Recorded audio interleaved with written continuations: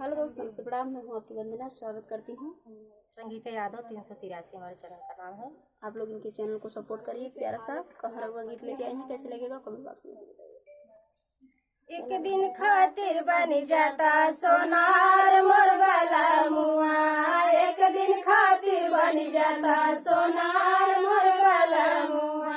सास के लैया हरवाना, नद के लैया टिकवाना, नद के लैया टिकवा। हमरे खातिर झुलनी लहरेदार मोर वाला मुआ, हमरे खातिर झुलनी लहरेदार मोर वाला मुआ। एक दिन खातिर बन जाता सोनार मोर वाला मुआ।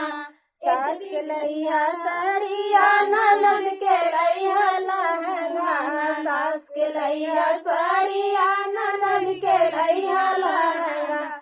हमरे खातिर चुनरी लहरेदार मोर वाला मुआ, हमरे खातिर चुनरी लहरेदार मोर वाला मुआ। एक दिन खातिर बन जाता सोनार मोर वाला मुआ, एक दिन खातिर बन जाता सोनार मोर वाला मुआ।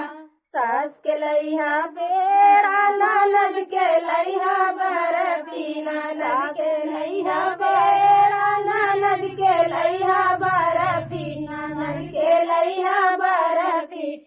हमरे खातिर चटनी अचार मोर वाला मुआ, हमरे खातिर चटनी अचार मोर वाला मुआ।